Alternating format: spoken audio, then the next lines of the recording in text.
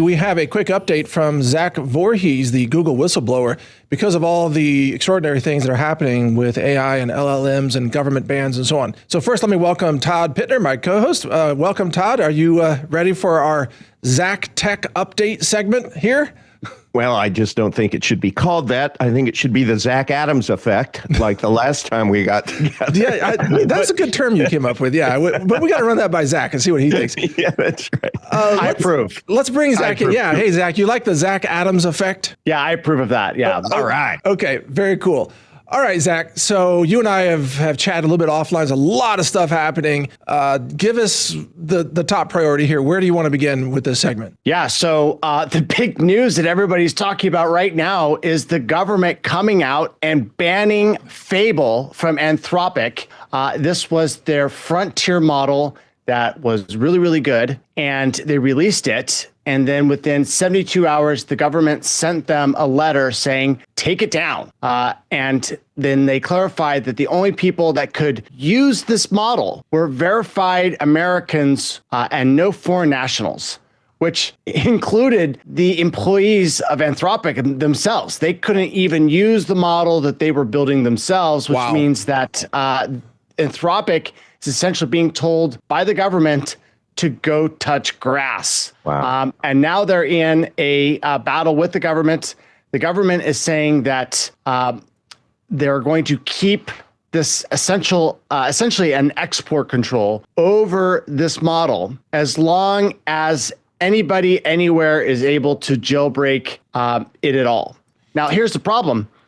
This jailbreak was posted by an anonymous poster. And what he was able to do is that he was able to use a combination of Cyrillic, which is, Russian alphabet, Unicode, and also breaking down the request into smaller requests. And from that, he was able to ask the question that by itself, in its entirety, the guardrails called Project Glasswing would prevent, right? And so by breaking it up into little smaller chunks and asking each chunk, the model was not able to figure out what the full question was. And so it was able to give basically uncensored results back to the individual. And he posted this, it got over 1 million views on Twitter. And that's when the government responded and said, take this model down. Keep going, Zach. I just want to let our audience know, I think we lost Todd's connection. So the video kind of freaked out, but just keep going. Yeah. We'll fix it as you're talking. Great. So,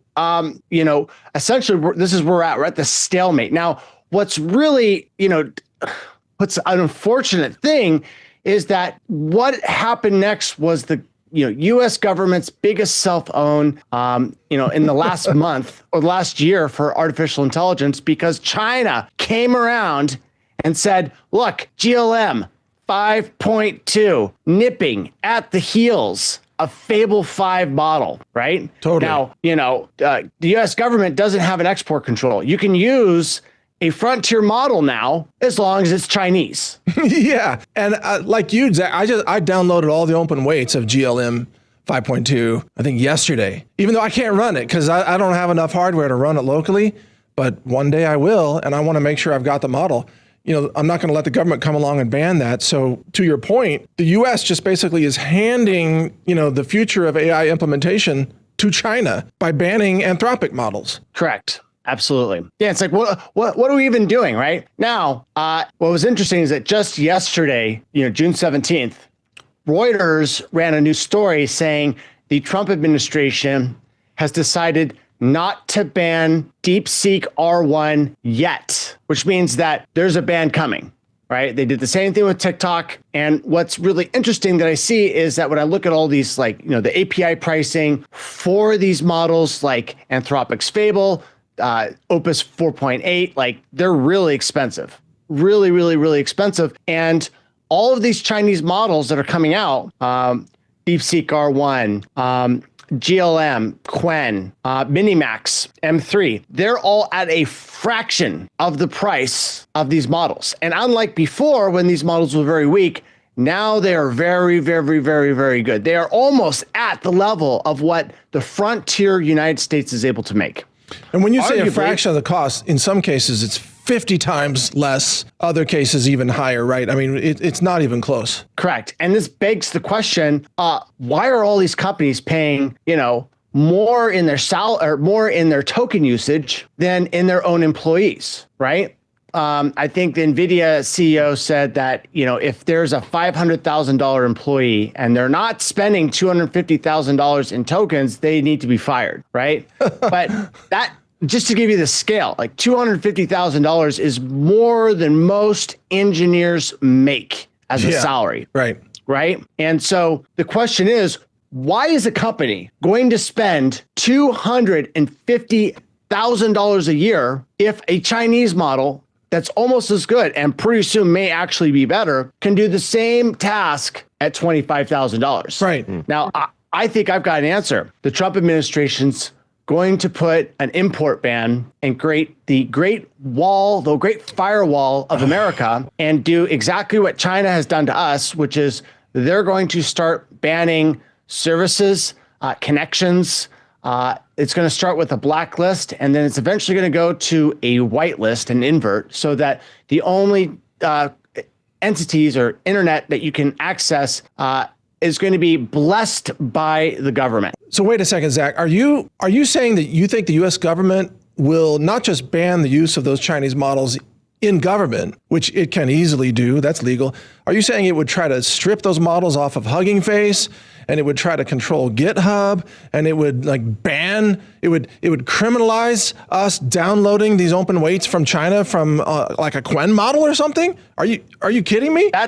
That's exactly what I'm saying. And it's not going to happen all at once. It's going to happen in stages, right? First come the blacklists. Hey, you can't access this website. You can't access that website. Then it's going to come for the whitelists, which is like, you can only access this site if it's been approved by the US government. Then what they're going to do is that they're going to declare that these open models are problematic and unsafe. And they need to be proved to the US government that they can naturally run within the borders of the United States.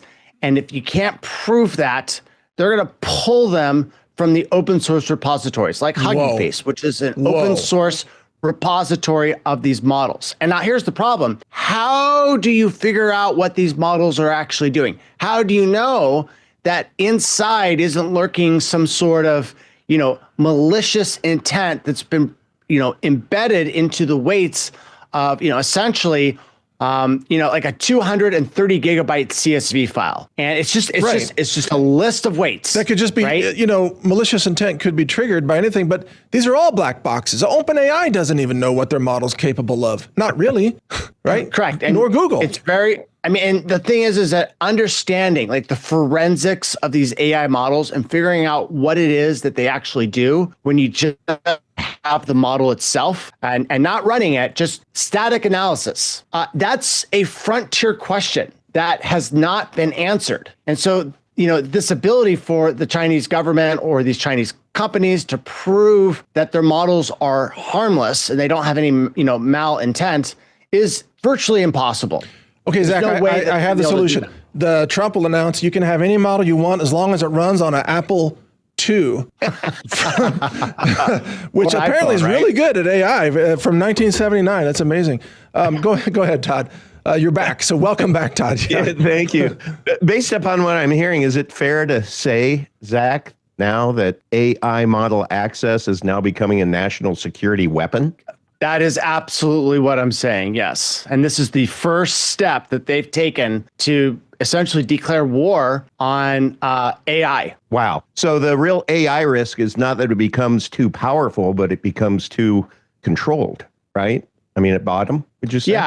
Yeah, and the big risk too is that, look, these big tech corporations, they've already gone through the door. And what we're seeing is that trap door shut. And what's going to happen is that, Google is going to be powerful enough to run the frontier models. Joe Schmo with his, gaming graphics card is not at this point going to be able to run this stuff. And so it's the little guy that's at the mercy of these government edicts that say that you can't run this model anymore. Zach, corporations. As an end user, I could download even a US model. I could download Gemma 4 from Google, and I can run Heretic, right? I can strip guardrails on my own computer running like, mid-level consumer grade hardware, I can turn the model into an uncensored model that could write all kinds of malicious code, although that's not what I do with it. I just want it to stop lecturing me about vaccines. You know what I mean? But anybody can take it and do that. Are you thinking the day is coming when that would be considered contraband and police will raid people's homes to confiscate their uncensored models? That's coming. I absolutely believe that that's coming. And the reason why the reason why they have to do this is because as these models get more and more powerful, they're not going to want to have somebody like a Mike Adams that's going to be having access to an unregulated artificial intelligence, because that artificial intelligence with it's essentially a godlike intelligence, a poly expert in everything, that's smarter than any person that's ever lived, whispering into your ear and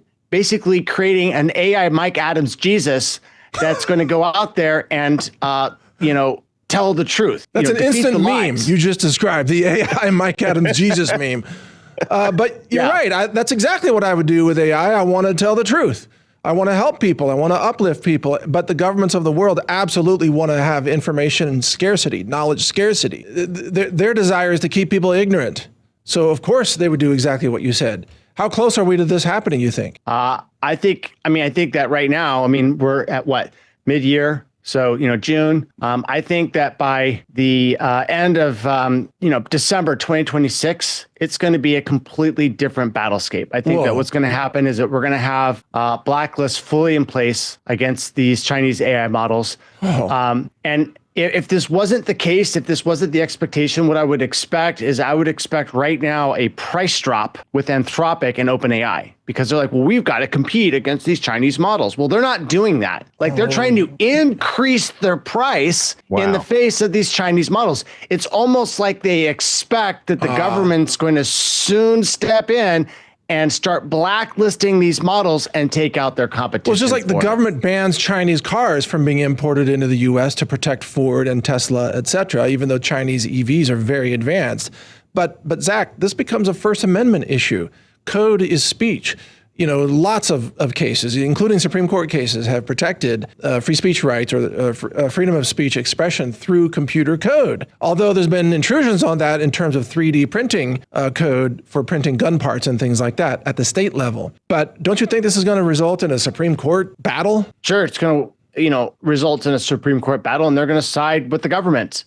Because the thing is that unlike regular software, right? Software is an expression of human code, human design, human expression. In the case of an AI model, it's 1 degree of separation removed, right? So the human made the code, the harness, the training model to train the AI, but they didn't actually train the AI itself. They created a program to train the AI. So does that mean that by extension, by transitivity, the downstream model inherits all of the free expression of the individual for creating the test harness? I think the government's going to come in there and say no, and I think the Supreme Court's going to agree with them. Because look, if the Supreme Court does not agree with them, the government loses all control. Like, governments rule by narrative and by policy. And if they have a whole bunch of AI models out there contradicting, the narrative and turning the people against the government, especially the employees that are the operators within the system, the whole system's going to collapse. And I don't think the elites are that dumb. I don't think they're going to allow a system collapse. Instead, what they're going to do is they're just going to chop off the rights of the citizens themselves in order to essentially wage a narrative, war, which is what you see right now. That's going to put us so far behind in the world. If China has all the AI models and all the, the STEM graduates and the scientists, and they're kicking ass with sparse attention science papers from DeepSeek, and we, America is censored and, our hands are chopped off. You can't use AI. You have to stay stupid. You have to use these government approved models that tell you that, building 7 just fell because it was on fire, stupid things. Then America's toast. We can't compete in the world. Our corporations can't compete. Our biotech can't compete if we don't have access to open source AI. Right? I know you, right. You probably see this. So what you're describing is the main contradiction, right? If they do nothing and they let this AI explode, then what's going to happen is that they're going to face a collapse early. But if they censor the AI and they lock it down, we're going to be outcompeted by China and we'll collapse later. And so right now what you see, or what I think is going to happen, is that they're going to have to find a middle balance between not collapsing soon and not collapsing later. And right now I don't see a pathway out, because the United States has been, the foreign aggressor. We've killed so many people. We've been behind, like Standard Oil was funding Adolf Hitler, right? It's when these things come out, it's going to demoralize the population when we're like, oh my God, we're actually behind all these things. In fact, we were behind, in a large part, the Bolshevik revolution, right? And spreading communism within the Slavic countries. China, on the other hand, as a competitor, doesn't have that narrative, which means that they can be more honest and be have less censorship with their models, which means that they're going to be able to get the performance, benefits of that. And so what's the United States going to do? They don't want to have Americans learn the truth of what their country really is like, but at the same time, they don't want to censor too much because they want to compete against China. And anytime that you censor, what happens is that you diminish the effectiveness of your AI. Wow.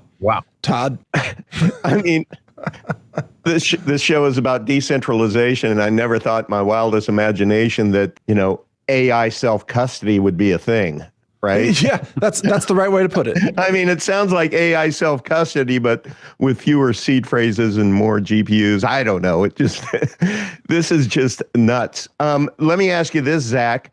Do you expect a major business disruption from an AI model cut off in the next 12 months? How can this impact us? So the biggest disruption that I see right now is the giant corporations are going to be disrupted by all of these startups, right? Like, for example, there's a lot of people that if you have a GitHub repo with 5,000 stars or more, Anthropic is going to sponsor you, right? I may or may not be sponsored in that same way. But with that model, with basically what you're going to get is you're going to get, a free subscription program to Claude, Anthropic's Claude, Opus, Fable, whatever model that you're going to choose. And the big corporations are not getting this. Now, and that multiplies because not only do people that have these open source repositories get a free subscription price that's valued at $200, the same API rates, like that subscription is not something that's offered to corporations. They instead have to pay an API pricing.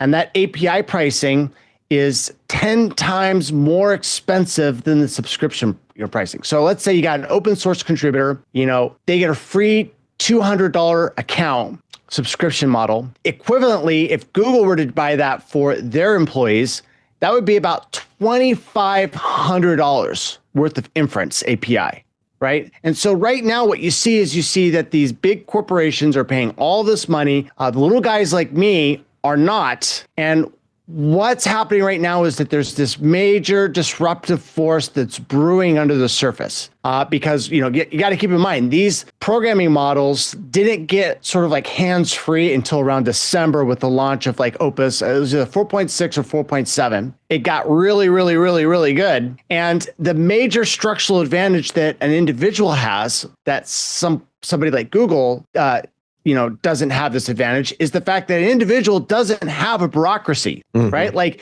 these large corporations have this entire bureaucratic structure so that they can make sure that their moneymaker doesn't break. And they know, hey, look, when we decide that we're going to do something, we've got all these people we can push and we can get this large ship with a lot of inertia and we can start moving it. And then once it's going, nobody can stop that innovation when everything's aligned. Except if to do so, you have to rent permission, right? Isn't that what I'm saying is that an individual like myself, we can turn on a dime. We don't have like a committee that we got to go to. We're like, I'm going to do that, right? And then you go and do that. And then you launch, a swarm of 20 agents to go out there, see what the prior art is, copy that source code. And the great thing is that in the past, it was easier to copy than to re-implement. Now it's actually easier to re-implement than to copy. Wow. And so all of these open source like moats or these code moats that they had, where it's like, well, what are you going to do? You're going to re-implement the entire thing? Actually, that's exactly what we're doing. And right now, you're just seeing this huge disruption that's brewing underneath. Now, it hasn't happened yet because the models just got good, and there's this lag of innovation that's coming as people like myself figure out how to, copy the source code, clean it up. There's still a problem of that, when you have all this innovation, bugs sort of get injected. It's almost like the game Asteroids, where you blow up an asteroid and it breaks into two things. That's almost like implementing a feature. And as you do that, you create two bugs, then you fix those two bugs, and it breaks up into 4 smaller bugs. But at the end of the day, at the end of the day, you've got a swarm of 20 agents. You're gonna be able to like fix all these bugs. Wow. Okay, Zach, we got to wrap this up. We're almost out of time. I want to be sure. I'm sorry to interrupt. What you said makes perfect sense, but I want to give out your website, zachvorhees.com, where people can follow you there, and then your Twitter handle again. What is that? Perpetual Maniac. Perpetual Maniac on X. Also, I want to say I think you're going to be joining us nearly every week for an update like this. Correct? Correct. All right, that sounds awesome because we have a lot to talk about. One final thing, folks, my AI engine for deep research is called brightanswers.ai. This is exactly the kind of thing that the government probably wants to ban because it tells the truth about so many topics. So I'm going to do my best to keep that alive. But what Todd said is key. Self-custody your machine cognition. Own your hardware and get your open source models and run it locally and get it all done. Copy all the models, download from Hugging Face before December that Zach is warning about. So Zach, thank you for the update today. It's always a pleasure speaking with you. Until next time. Okay. Thank you. See you next week. Take care, Zach. Right. Thank you so much.